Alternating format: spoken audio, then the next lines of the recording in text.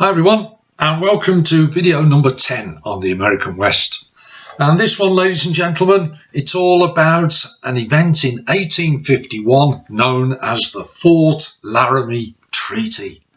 Now, our recent videos, we've been looking at the settlers, the migrants, the white settlers travelling across, for example, on the Oregon Trail. This video is slightly different because the emphasis is going to be on both sides of the story. Yes, we'll be looking at the white settlers, but we'll also be considering the Plains Indians, the tribes on the plains, because there are two sides to the story. 1974, pop group called Sparks. Check them out, ladies and gentlemen. Very strange. And they had a great song. This town ain't big enough for the both of us.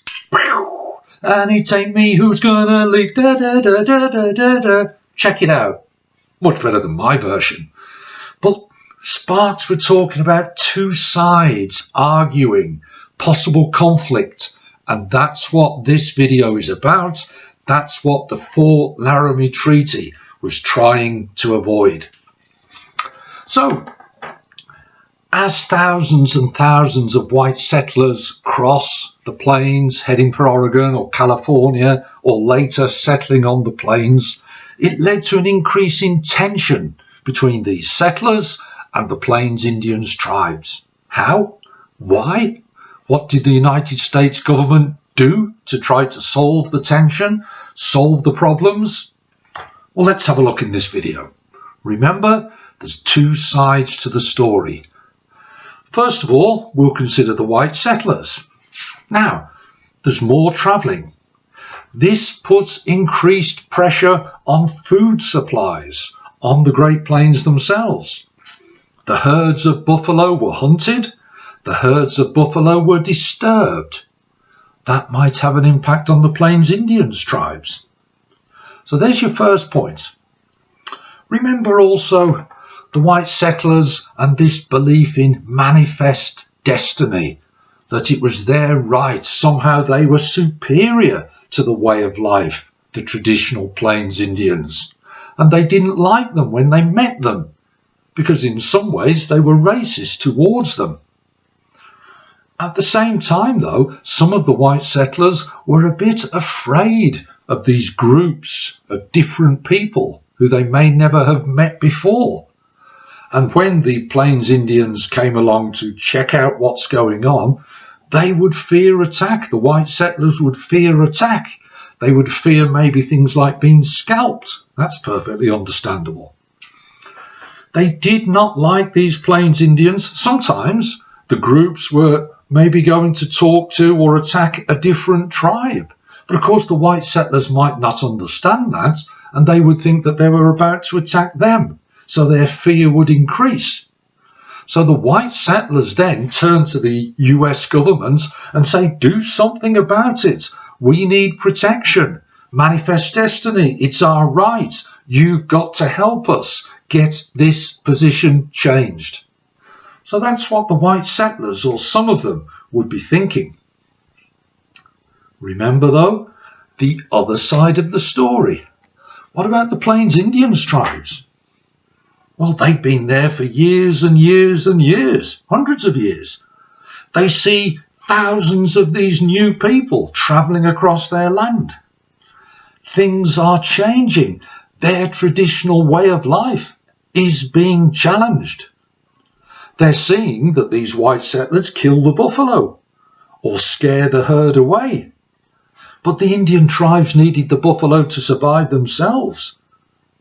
So they are having to deal with a new situation. Sometimes the Plains Indians would get together in a group and go and check what's happening and go and see and look at these white travellers. But then, of course, the white travellers will think, oh, they're going to attack us. And the tension would increase between the two. Even though, quite often, the Plains Indians wouldn't attack. They might be going to talk or attack a different tribe. But if the herd is being disturbed, there's a shortage of food, which might lead to an increase in fighting between tribes, which might then lead to an increase in fear amongst the white settlers. Can you see how things link together, ladies and gentlemen?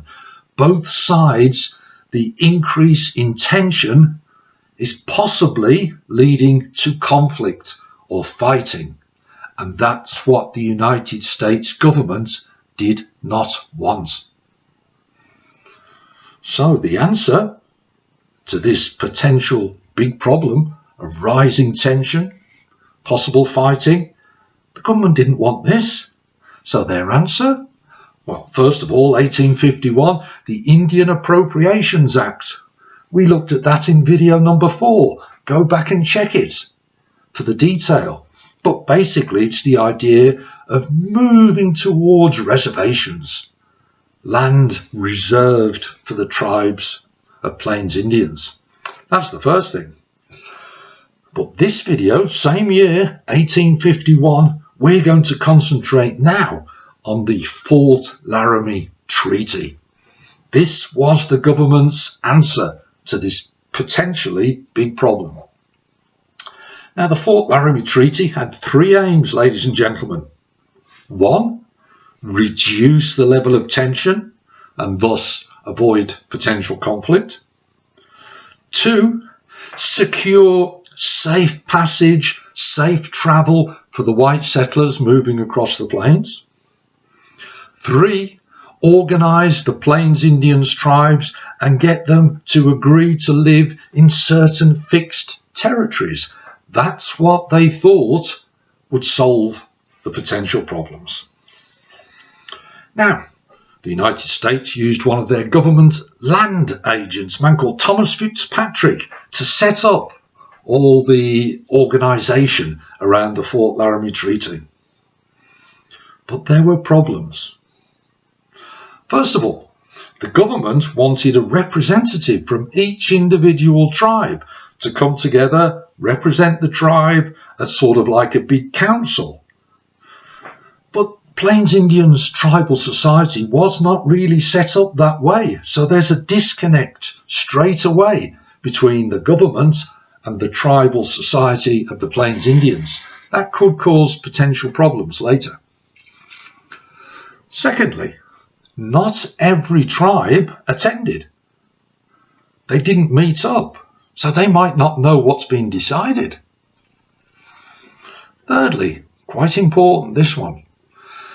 Remember, the government are trying to introduce this system of a fixed territory, almost like a reservation, for the Plains Indian tribe to stay on a certain bit of land.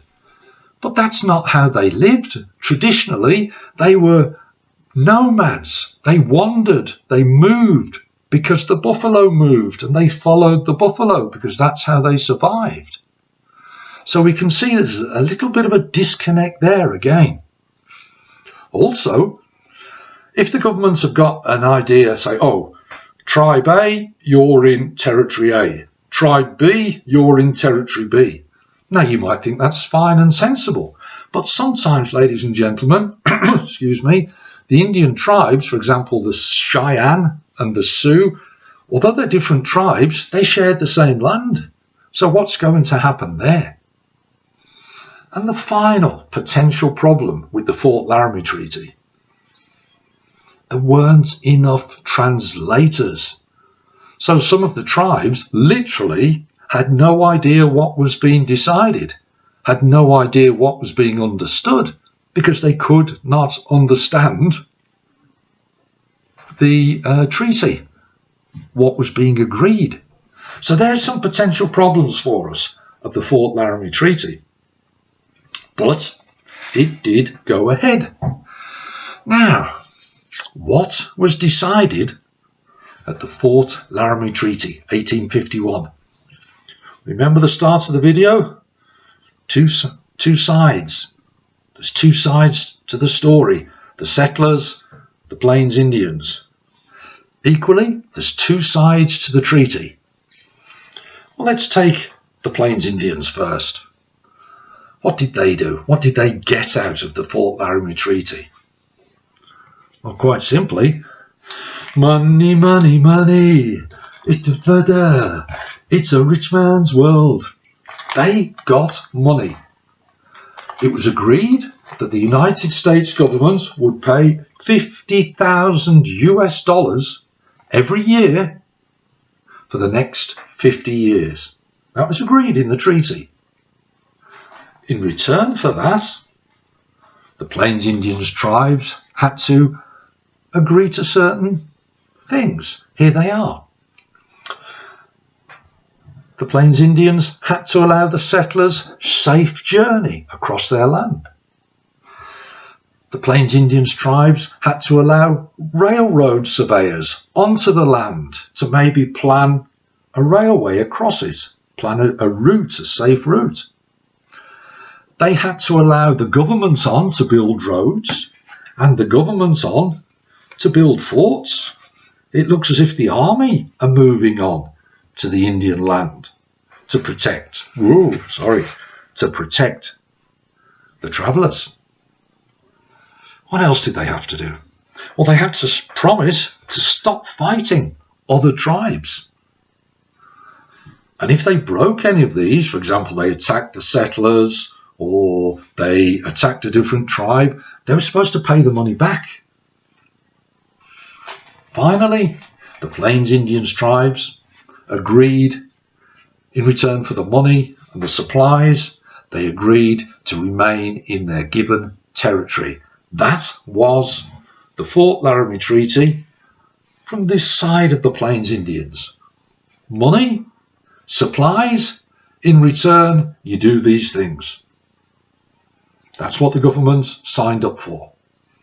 Well, let's have a look at the other side, the government and the settlers. Well, the government agreed to pay the money for 50 years.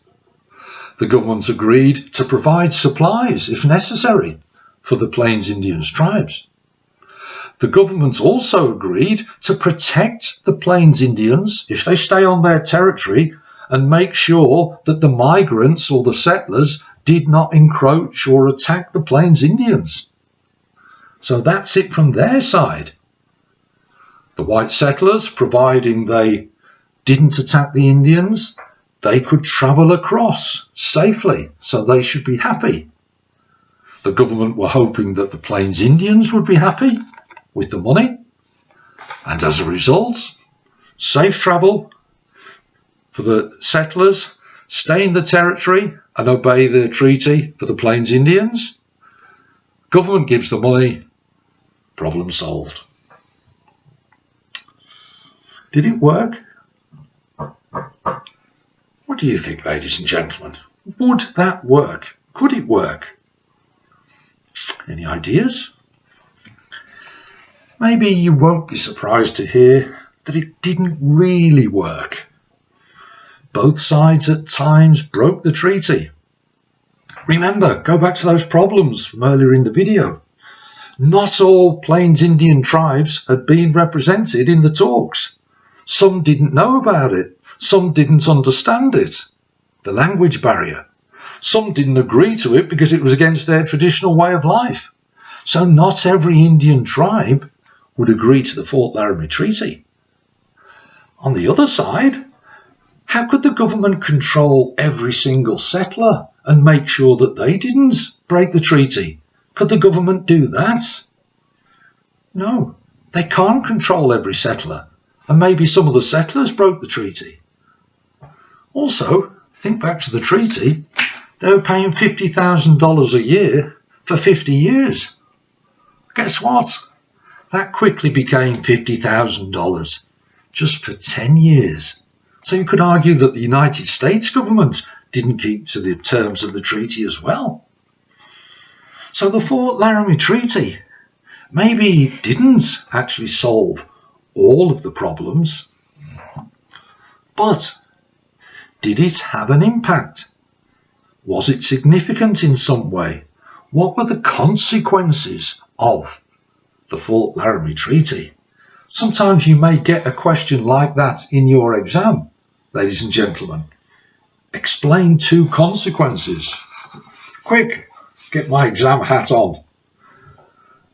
Explain two consequences of the Fort Laramie Treaty of 1851. Well, I've just tried to suggest it didn't totally work, but there were important consequences. Here's some. Number one, It was the first step towards reservations for the Indian tribes. That's a big change.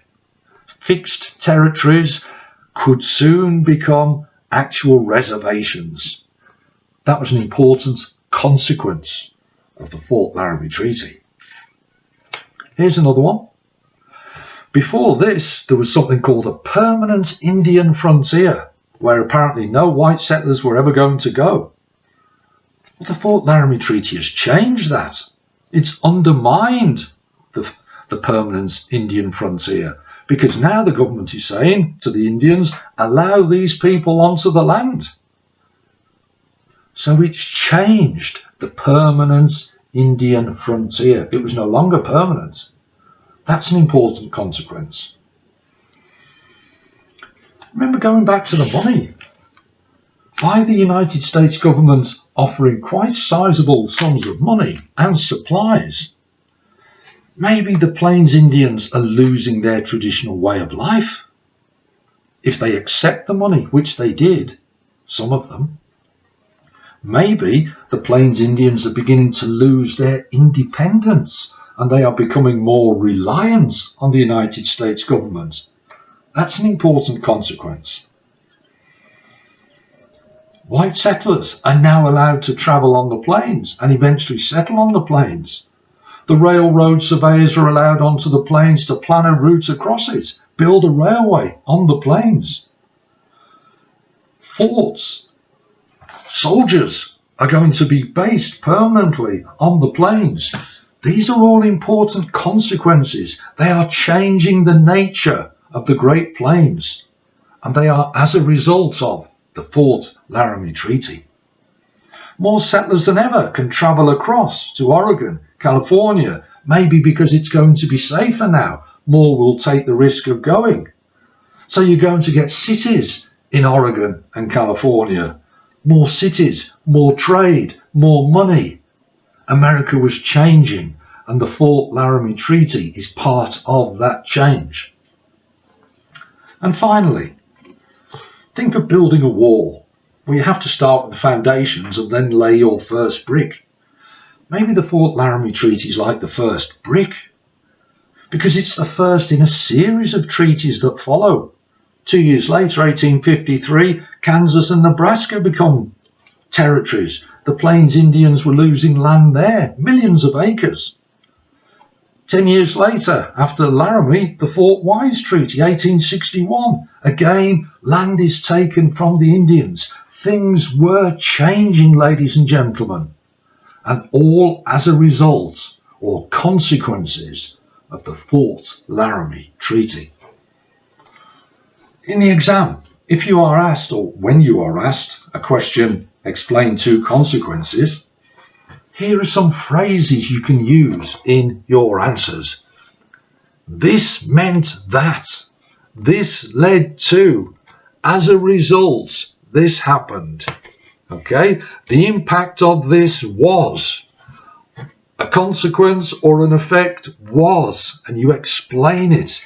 If you can use phrases like that, ladies and gentlemen, you will hopefully get good marks in that question.